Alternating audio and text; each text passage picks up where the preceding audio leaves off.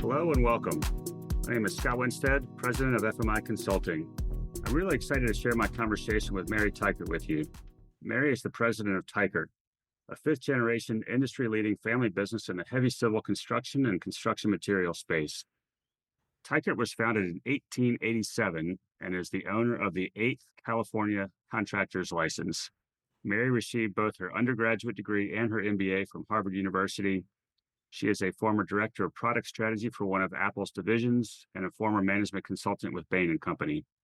In addition to her day job with Teichert, she's held a number of prominent leadership roles within the engineering and construction industry. She is the immediate past president of the Beavers, a heavy engineering and construction association that includes the who's who in the heavy civil space. Mary is the first ever woman to serve in this role. She has served as chair of the California State License Board, as a senior fellow with the American Leadership Forum, and as a board member for the California Building Industry Association and the AGC.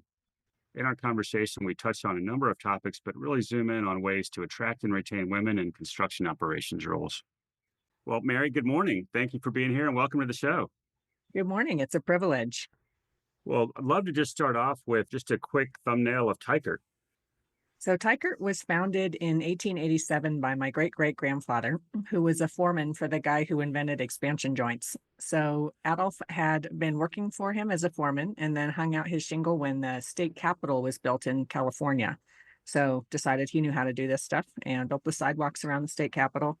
We ultimately got state contractor's license number 8. So we've been in business in California for about 137 years now. So I've sometimes pointed out that we talk a lot about Adolf, but also his wife, Carrie, was part of the program, and she did the books at the kitchen table while he rode around in the carriage and checked on jobs. So pretty exciting that nowadays we can ride around in the carriage and check on jobs.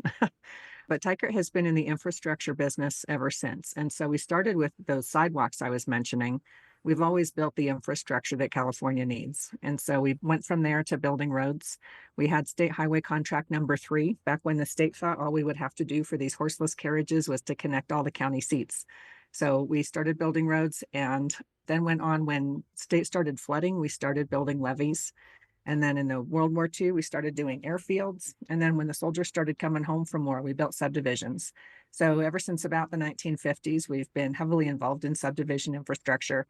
That's probably about a third of our business. And then we have another third that's interesting site work. So we build a lot of schools. And back in the old days, we used to build malls, not much of those for a while, but warehouses and big site projects.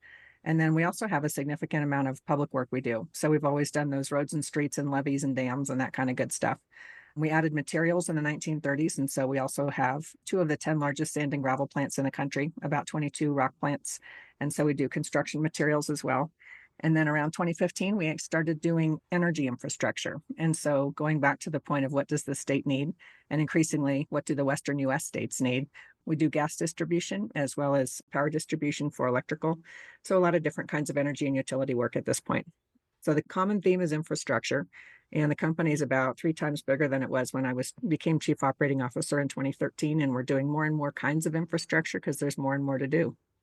Wow, we could have an entire conversation about that history. So fascinating. It's funny you mentioned the 137 years in business. I mean, that's the definition of rarefied air.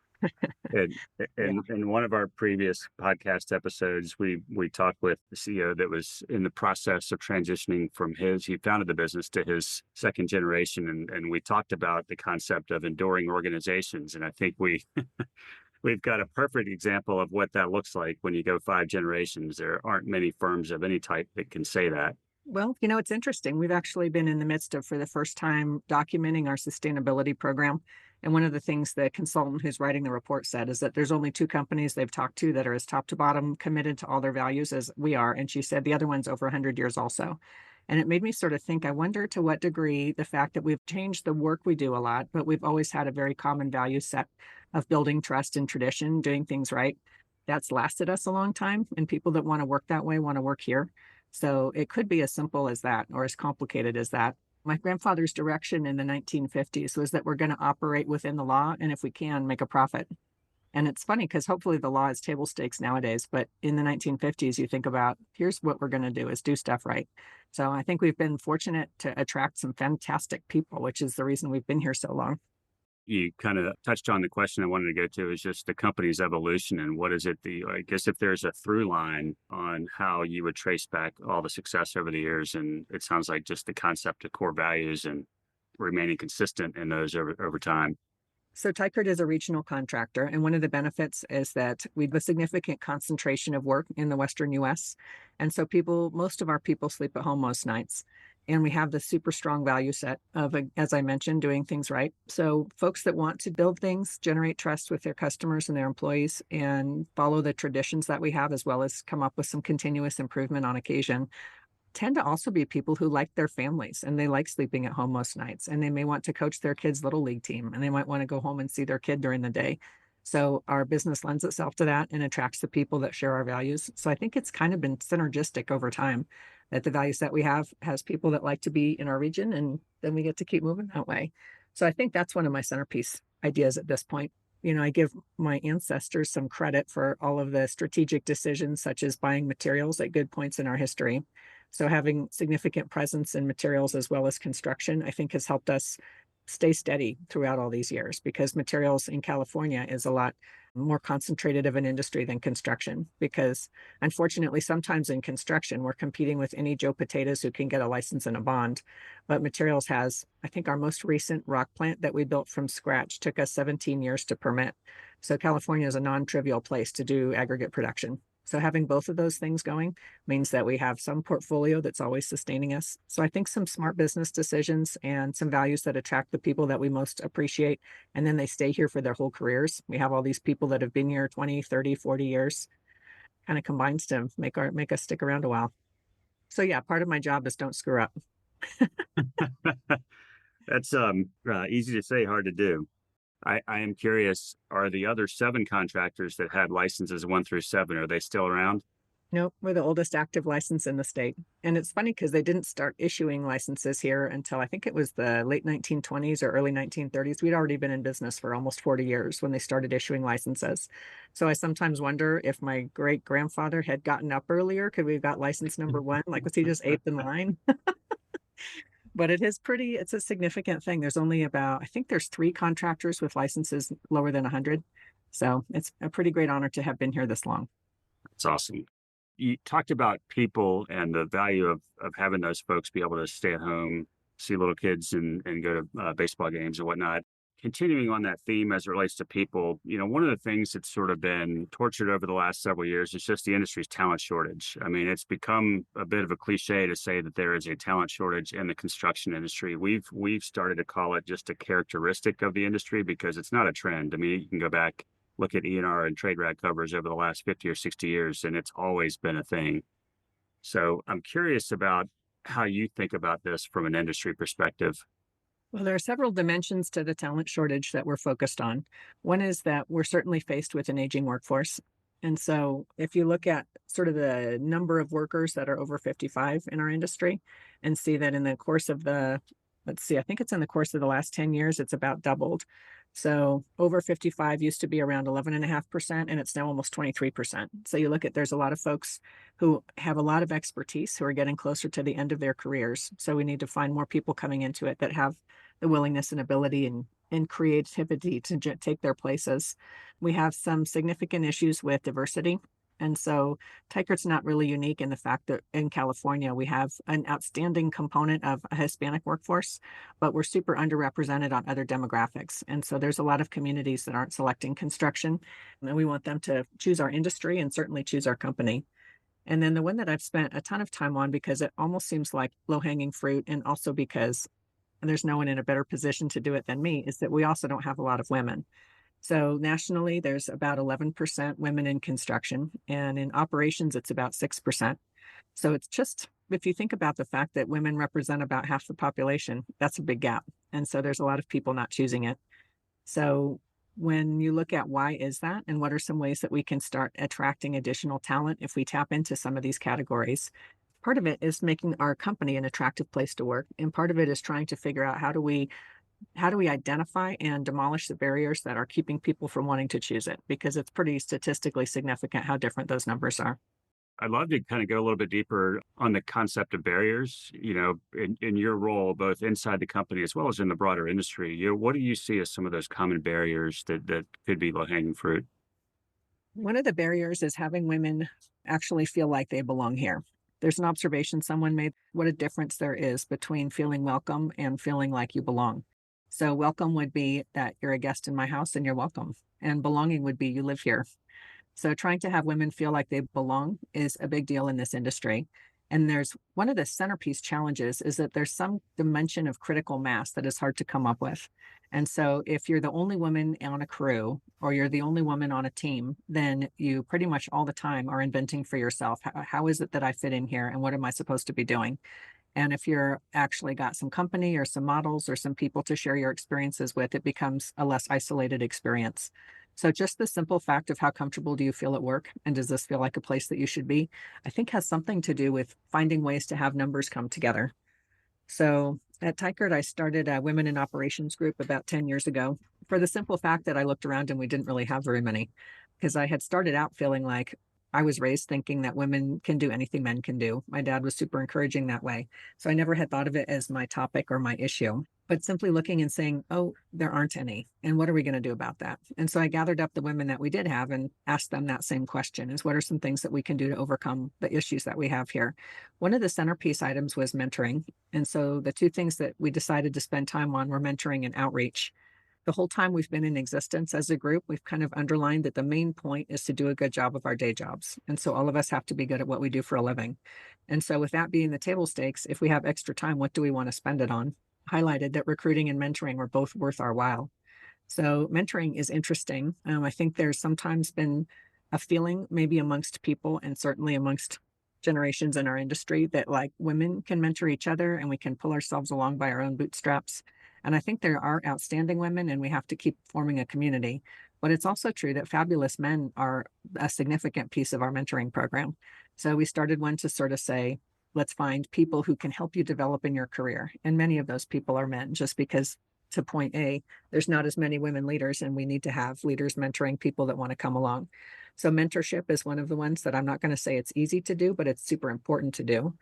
A related piece is thinking about what is the community that we can build among the women who are here so that they feel not isolated, going to that point of feeling like you belong. And so, for instance, in our case, we have a couple of things. One is a quarterly meeting for women in operations. For instance, we're getting together for lunch for Women in Construction Week, and we'll have some talks and introduce the new women that have joined us since last time and talk about that. We do volunteer projects together. There's a thing called Women Build, where we're going to go build Habitat for Humanity House sometime this month since it's the Women's Month. And so do a few things like that where we build community among the women that are here. And part of it is being intentional on job assignments. It's interesting how we're similar to other construction companies in that we have about 1% women on crews. So not very many women are on crews. It might be growing. California Department of Industrial Relations says that there's about 4% women in apprentice programs. And so we might be getting more. But both of those numbers are truly pathetic. So if you look at the numbers that we have on crews, 3 of the women that we have are on the same crew.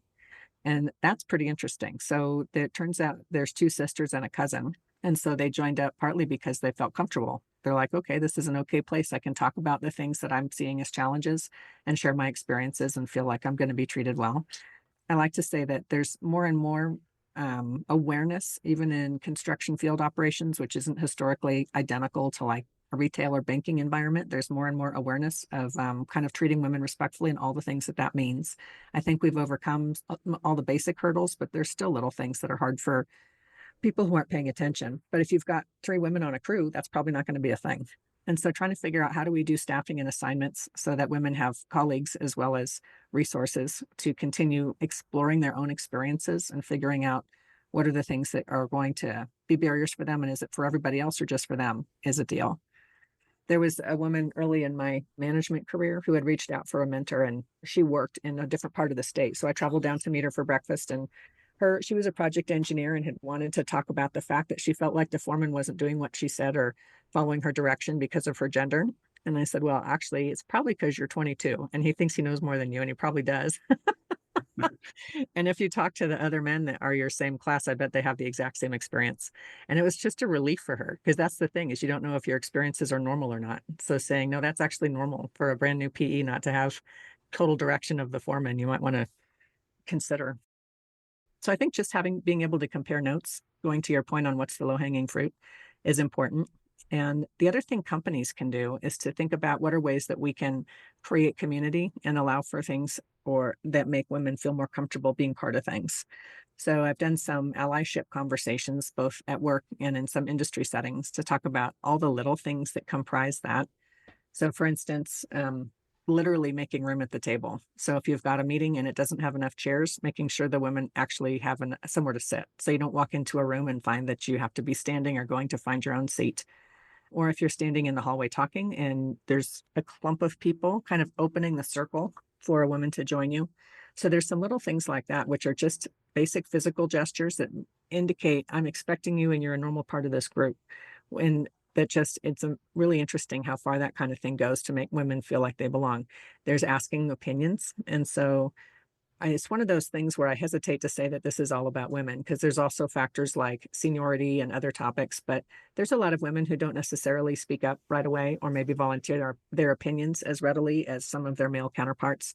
And so just listening and making sure that you've asked people's opinions in the room who may not have shared them or called on folks, that sort of thing, I think increases the amount of participation that women have in the workplace and the way that folks feel comfortable being part of meetings and part of conversations that are super important for how this all works. You covered a whole lot, and there's a lot to unpack there. I love the image of the you're a guest in this home versus this is your home. That really brings it into focus as to what you want folks to feel like. You talked about allyship and one of Teichert's initiatives around mentorship, which started some time ago. I know when we spoke before, Mary, we talked about the difference between mentorship and sponsorship, and I was wondering if you could say more about that from your perspective. Sure. So I'd say mentorship, which many of us have kind of been part of maybe our whole careers, is someone who would be a regular part of your career and give you advice on how you proceed and suggestions on your own ambitions and your own challenges and how you overcome them. There's formal programs like the one we've tried to set up, and then informal relationships that people form at work, where it's someone you can go to for advice that helps you navigate your own career. And that's super important. And I think the informal ones are vital. And frankly, if everyone could form informal mentorships with people that they really resonate with, I think that would be ideal. In our case, we match people up to try to foster and facilitate that. Sponsorship is a little different. And sponsorship, I kind of picture as talking about people in a good way behind closed doors. So it's saying that here's someone that I feel like deserves the next opportunity, or here's someone that I'm going to advance and suggest for promotions and advancement and maybe new job assignments. So, and it doesn't have as much of a time component. Like mentoring has a ton to do with directly developing a person. And sponsorship has a little bit, and obviously someone could do both these things, but sponsorship is advocacy and saying that here is a top notch candidate for this next thing. So, one of the things that I think about sometimes is, we have a few women that are outstanding contributors that are in part-time capacities because they're also taking care of their kids. And so for me, part of it is the folks who are their sponsors also are always highlighting their contribution and their ability to take on the next assignment. So if a job comes up and someone kind of probably unconsciously dismisses them because they're part-time, the folks who are really advocating for them and saying they're super capable, they're going to make it work. This is something that we should give that person an opportunity to do. That's an example of sponsorship where you're actually saying, I'm looking out for that person. So the thing that's really cool about it, well, two things. One is the fact of noticing someone's capabilities, because I think one of the historical challenges, probably for all of us as human beings, is that we maybe support or notice the contributions of people who are more like us. So it may be easier to see someone's contributions that you can recognize as your own. So having people, and often this is men, just because going back to the demographics of our business, be able to say, hey, this woman's contributing in a huge way, and I think we should give her this next assignment is really cool sponsorship. And sometimes takes some conscious effort. Going to that point of it may not be a person that looks like you, or in the case of part-time, it may not be a person whose contributions look exactly like they have throughout the history of the industry. But noticing talent and noticing capability and energy and ability to contribute is what leads to having an outstanding kind of sponsorship outcome. That's great. Just to continue on that theme, what else could male leaders do? I guess leaders in general, but those that happen to be male, what else could they do to really bring more focus to this issue? Well, it's a great question. And I think there's a few places that have to do with looking through your organization or your industry to see where the roadblocks are. So for us, two centerpiece ones are finding and recruiting women, and then also developing them through the ranks. So if you look at finding and recruiting women, part of it has to do with having this be a conscious goal and trying to figure out what are the pipelines that we have, and are we being conscious about who's in them? One of the advisors that we've talked to in the course of our journey here had a suggestion that you have your final applicant or your final candidate pool resemble your initial applicant pool. If you had a couple of women in the initial applicant pool, you should have a couple of women that you're finally considering for a position. So don't screen them out at the first opportunity. So there's a piece about recruiting where I think everyone who's a leader has a chance to make sure that they're being conscious about demographics. And this doesn't have to do with compromising standards. I think none of us is going to get anywhere with compromising standards. And it's not good for women because I think there's so many incredible, smart, talented women. None of us want there to be compromises. But it does have to do with having a broader net of looking at capability and saying that these people have capabilities, even if I don't see them looking the same exact way I did. So part of it is with recruiting. And it's not simple because, there's not as many women in the pipeline, frankly, to be honest. I talked about apprenticeships having about 4% women. We also, at Teichert, we recruit a lot of folks out of college settings to be project engineers, as do many of our peer companies. And so there was one year that we hired all the women in the Chico State graduating construction management class, but there was only 4 of them. So there's just also an issue with trying to find them and say that's part of it. So I think the first thing is being conscious that this is one of the topics that we're looking for and being part of the outreach effort. And then as far as development goes, that sponsorship topic is a big deal. And so saying that it matters to me to advance the women that I have and to notice what their specific issues and topics are. So we have some incredibly fabulous project engineers and assistant project managers and increasingly project managers who are women. And so I'm mentioning those roles because they tend to be closer to the earlier stages of their careers. At my company and in my industry, there's just not as many women at senior levels. And so where does the gap happen? And some of the gaps are super thorny, kind of like society and human being structural issues, like women more commonly take off to raise kids. And so what are we going to do about that? Like, that's not really a company topic, but it is something about a structural organizational topic. I mentioned briefly, how do we figure out part-time and figure out what are ways to have women stay engaged in the workplace, even if they're going into that type of setting. We've kind of experimented a little bit at Teichert with things like, can we also offer like emergency daycare? So for instance, if a woman has a meeting that runs long or has an obligation for client stuff in the evening, is there some way that we can support childcare? Because that's one of the things where if they have to suddenly leave and go pick up their kid at daycare, they're not part of the same conversation and they don't have the same experiences as if you can actually stay and finish the whole conversation or have the entire involvement with a customer. So there's places where that's worked, like specific people where we say, here's part of what we want to do is pay for your babysitter. And so turn in your expense report. We'll put this on there. We want you to go do these things. And the one that didn't work as well is when we tried to actually come up with a childcare firm ourselves. We're very spread out, as many construction companies are. So just the logistics of that didn't work. But it has occasionally been beneficial to say, hey, we know that this is a reason that you're not able to stay and participate, and we're willing to pay for the difference. And so it's obviously case by case because I don't know how we could universally do that. Everybody has situations at home to navigate on their own. But being able to make it possible for people that we feel like we want to sponsor and we want to mentor and we want to bring them forward and saying, we're going to talk about things like how you take care of your kids. And there's plenty of industries and companies where I think they're not as discussed. And sometimes I've worked for a company before where basically having pictures of your family on your desk made it seem like maybe you weren't that committed.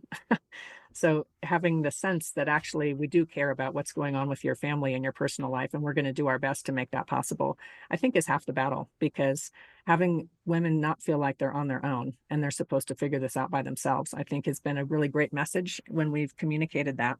So that's one thing, is identifying specific challenges. And then the last part is to not assume anything, like assume that women are capable and then stop assuming, was a quote that I really liked. So don't assume that they don't want to travel. Don't assume that they don't want to work late. Don't assume that they're not going to be able to participate. There's a lot of ways in which I think really super well-meaning assumptions also get in the way of women developing, because people think they're taking care. And part of what they're also doing is not offering women the same opportunities because they don't think they'll be able to take them.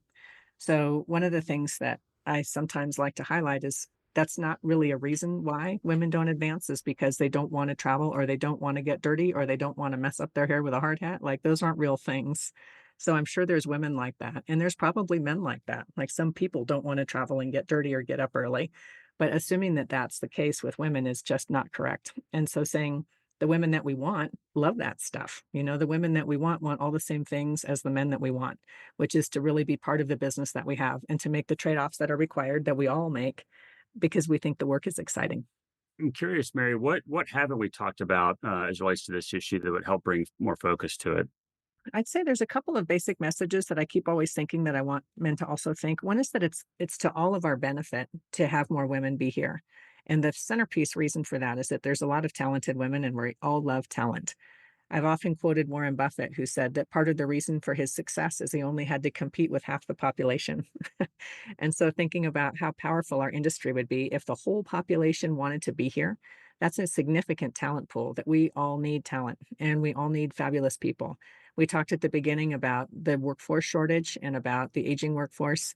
And frankly, just for us to continue getting smarter and better as companies, we need all the talent we can get.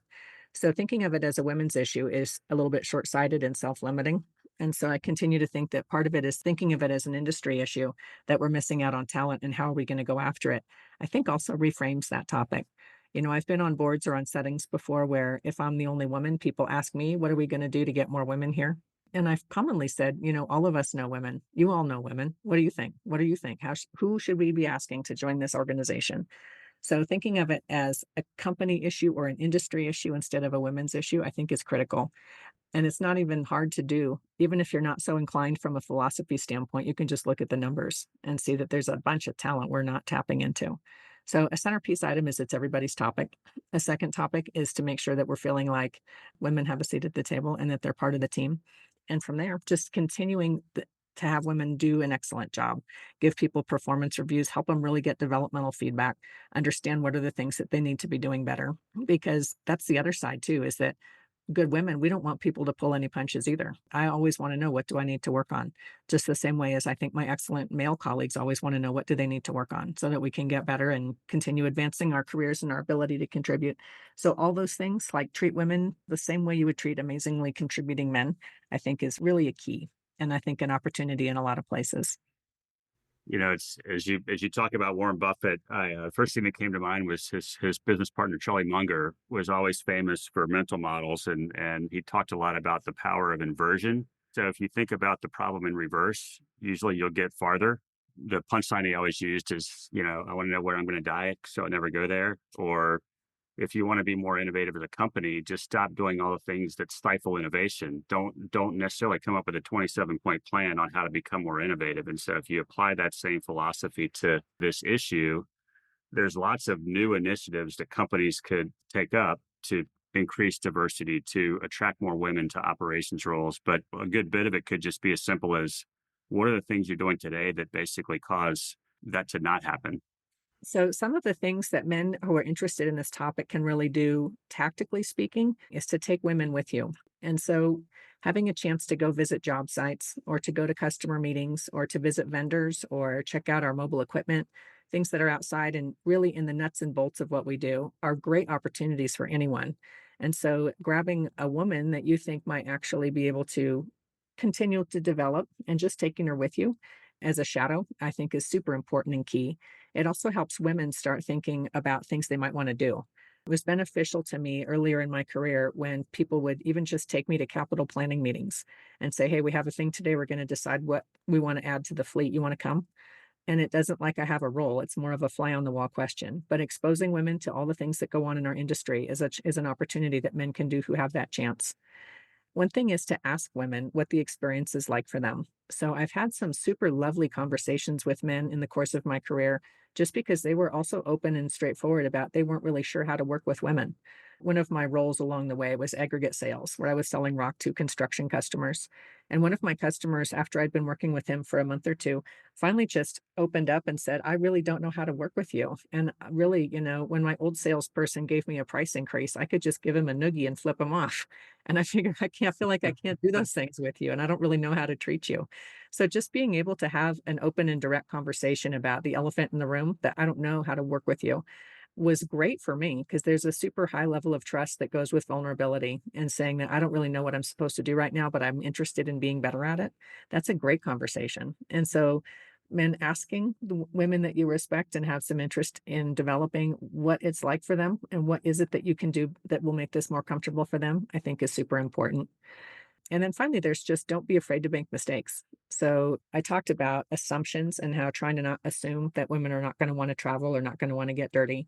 It's also the case that sometimes people are going to mess up and sometimes people are going to do those things and say, okay, well, I thought this would be a good thing for you and it turns out it wasn't. Or I thought I was helping and I'm not. And that's okay. Try again. And people sometimes they goof up or I don't even know if I can hear it anymore when people say things like sweetie or babe or whatever. I don't even know if I register that. But keep moving, get better, keep moving, get better, make mistakes and try again. I think people that are afraid of making mistakes and afraid of they're going to say the wrong thing. And so therefore they steer clear of women and try not to talk to them because they're afraid they're going to goof up. That's a worse error than saying, yeah, I might, but it's okay. We're going to get in here and figure it out together is super key. So I think getting in there and figuring it out and trying to do the best each time and a little better than last time is a super way for men to continue advancing the cause of women at all their companies. Yeah, there's two things that, as you were sharing, Mary, kind of struck me that we've talked about internally at FMI with respect to recruiting and retention. From a recruiting standpoint, this theme of you can't be what you can't see. If a candidate is looking at your website and they look at all the photos you have of your people and they don't see themselves in that snapshot, they're probably going to keep shopping. And so everybody has to start somewhere, but you can't be what you can't see. And so if they are not reflected in the image that they see back, then they're probably going to keep going. And so you have to demonstrate to the marketplace how committed you are to it. And then the other is just this concept of recruit the ones that are already here. And so once somebody decides to vote with their feet and join your company to become part of your team, the recruiting process doesn't stop. It's really just getting started. So how do you continue to invest in that individual so that they don't get happy feet, take that next recruiter phone call and decide they may want to go somewhere else. And so those are two things that we talk about that I think very reflective of what you just shared. Well, there's a piece about recruiting the ones that are already here that's super interesting and goes back to some of those subtle things we were talking about with allyship. So, making people feel like they want to be here and they can advance goes a little bit to the assumptions point, that assume that the ones that are already here actually want to stay here. And what are the investments that you would make in them? I feel like I've also been in conversations where people feel like women are going to leave anyway. And especially that these more junior women who haven't had kids yet are not likely to stay. So not making those kind of assumptions and thinking they may stay and they may be amazing. So what training and development opportunities are we going to send them to? And it's also true that people may do all those things and then they might leave. That might happen. And that also might happen with men. So going ahead and making all the investments and sending people to their training programs and going off and doing their 360s and their experiences and their offsites, all those things are things that help women that are already here feel like they're part of it. And frankly, the good ones actually develop, which is also exciting. That's great. I don't know why Charlie Munger's on the brain today, but he talks about errors of commission and errors of omission. The commissions are the easy ones, right? You do something, you screw up, you can kind of recognize in the moment, hey, I screwed that up. Errors of omission are the things that you don't do that you should have done that usually are only visible in hindsight. And so, when you mess up or you actually just don't try, that's an error of omission, right? Because you're not allowing women to thrive in the workplace if you're not willing to work with them or give it a shot just because you might make a mistake. I think the errors of omission are interesting because I think men who are uncomfortable and aren't sure if women are going to say yes or if it's going to work out would tend to not do things like bring them on a ride around or to a job site or to maybe to a meeting that they don't necessarily have to go to. So thinking that I'm going to actually go ahead and try, this is a good way to overcome the omission piece, move into commission of let me try. And they might say no, and it might not work out, but we're all going to try to make mistakes and try again. And I think a centerpiece is that there's a lot of people of goodwill trying to solve these problems together. And so part of it is let's all work on this together because everybody's not perfect and it's not always going to work out. But if you can see people's intentions are good, you can also give each other feedback. I had an experience early in my career when I was a project engineer of being in a field operations meeting where our super well meaning safety specialist, who was a lovely, warm person and had been with us for probably 40 years, was announcing this law that had taken place where if you have more than 5 people on your crew and one of them's a woman, that you have to have a second blue hut, so a second porta potty. And his conclusion was, so be sure if you have 5 people that none of them's a woman. I'm like, hey, hold on. That's not the right answer. He's like, "What? What did I say?" He was completely floored as to what the problem had been. And so the funny part to it was funny to me because I'm like, he didn't realize what he had just said. It's a little frustrating. It would be nice if that isn't how it came up.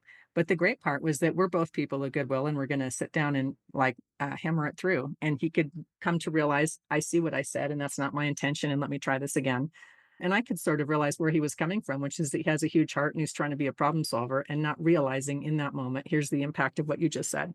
So keeping your sense of humor and working on it together with people where you both care about each other and care about the outcome and might not say everything right all the time and might not really have the right instincts in that moment all the time, but we're going to take a look at it and fix it for the next time, I think is a centerpiece to all of us solving the problem together.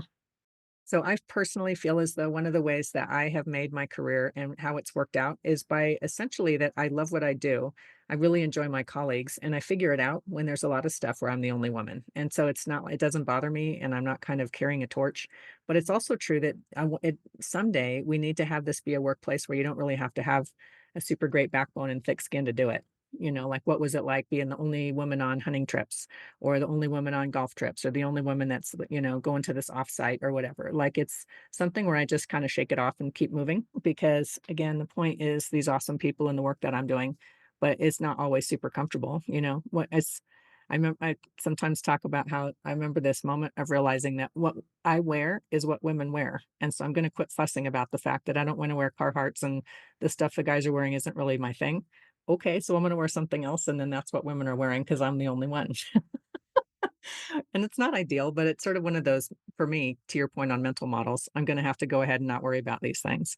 But it's not simple because what are the things that you have to quit doing? One is having settings where all the people in it that are comfortable are people that have always been comfortable in that setting. What else are we going to do? And one thing I've really appreciated, my staff is completely awesome. And as you might imagine, this is a thought provoking topic for the men as well as women that work for me. But one of them pointed out that not even men like doing all that stuff. He's like, if you look at all the men in the group, they don't all like hunting and they don't all like golfing. So it is incumbent upon us as an industry to think of other ways to spend time together and build relationships. So there's a few things to think about from a reverse standpoint, I suppose. Because I think that there's a lot of opportunity to draw people in from more diverse backgrounds if we don't all do the same things same way we always did them. And something I've heard you talk about before is just things like the company swag store. Are there choices for both men and women? Do Yeah. they fit men and women? Those sorts of things. Same thing with hard hats, equipment, PPE. Well, it's funny because there is a safety topic that people sometimes raise related to PPE. So, do you have small enough gloves, and do you have the right size of safety glasses? So, those kinds of things can certainly be actual topics. And then there's just the belonging piece that does go with how many times have I just had to have at one of the company golf events just the men's small polo? Well, okay, that's fine. And also, it's not anything I'm going to wear outside of today. Right. Right. Because that's not actually what I wear. It's men's clothes. So there's a little bit of that, which I think can super underline where women are welcome. So one of my colleagues and one of the other board members on the Beavers, Dina Kimball, runs an electric company where they actually made a super conscious effort to get fabulous women's swag and went out to look at, what kind of vendors create really cool items for women, golf wear or jackets or the kuyu kinds of things, like really neat stuff that we always have that are often men's sizes and really gotten great creative things for women. And I think that sort of thing just underlines the basic message, the subtle points of we do want women here. And that's one that you can do consciously. I think there's some unconscious stuff where if we notice it, we can get over it. And one of those examples would be mistaking women for someone more junior. So I kind of have gotten to where I just think it's funny if people ask me to get coffee or if they start addressing the man I happen to be standing near as though he's the person in charge, because I just wait for them to realize their mistake. And I think that's kind of comical. But this goes back to like, I shouldn't really have to. And we should be able to have women who don't have that experience that are like the same as men, recognized for whatever their job actually is. Like you're the project manager. So maybe someone shouldn't be addressing the laborer standing near you as though they're the one running the program. So there's little things like that, but I think they're more unconscious, and it takes a lot more work to realize that you're doing that and to quit doing it than it does to go out and make sure that you've got women's swag as well. But there's a lot of little ways that I think men that are committed to this and creative about it can think about, what are ways that I can assume that the women here are awesome contributing members? And let's start with that, and not that they're necessarily in a support role. And the thing that's tough for me right there is that there's a lot of amazing women in support roles. So I don't mean to be dismissive and say that that's not a good thing or that the women that are doing it aren't contributing a lot, because they are. But I don't want to be mistaken for a secretary because I run this company. And so having people say things like, "Can you make the copies?" I'm like, "No, I'll go call somebody." So there's just little pieces, which again is another place that women can help underline it by politely declining to do things that are not part of their actual job role at the moment. So there's a lot of little subtleties like that that I think we've got a long way to go. That's great. Back to the theme of this is your home versus you're a guest in this home. I think you belong here in the seat that you have. Well, Mary, this has been a great conversation. Again, I can't thank you enough for taking the time to do this and for getting up so early to do this out in California. Maybe would like to end with the question of just what advice would you go back and give your early career self? If I were going back and giving my early career self some advice, I think part of it would be, don't take yourself too seriously. Like, have some good self respect, but don't get too wrapped around the axle. I think the most important things that happen in our industry is that we do outstanding work. We're paid well. I'd say one thing that's terrific about our industry is that women are paid about 93% of what men are paid. And nationally, that's about 83%. So women in construction make more money relative to men than almost any other industry there is. So women are paid well in this line of work. So saying we do outstanding work and we get paid well and we have the opportunity to do incredible stuff. And so, some of these things really need to be tackled, but they're also not the end of the world. So let's figure it out. And let's find people that share that same attitude and focus on the things that are super important and let the little things go. So I think I'd probably do that. And then two is that my career has benefited immensely from having great mentors. And so I'm lucky to work for my uncle who cares a ton about me personally as well as my career. And also before that, even when I didn't work at a family business, finding people who supported my career and who thought highly of my capabilities was something that really made not only my work life more fun, but also helped me understand what are opportunities I should take and where's places that I should raise my hand. Because I think probably all young people, and particularly young women, don't always think of raising their hand and saying, "Hey, I'd like to do this and I'd like to take that next thing on." And having a mentor or advisor that will do that for you is something that I think everyone should seek out. And I feel super lucky to have had them. So I'd say not take yourself too seriously and find people who support you in your career and take their advice. That's great. That's probably a great place to end the conversation, Mary. Again, thank you so much for doing this. Always great to see you and really appreciate it. Thank you, Scott. As always, thank you for listening, and please don't forget to like or subscribe to the podcast so you don't miss another episode.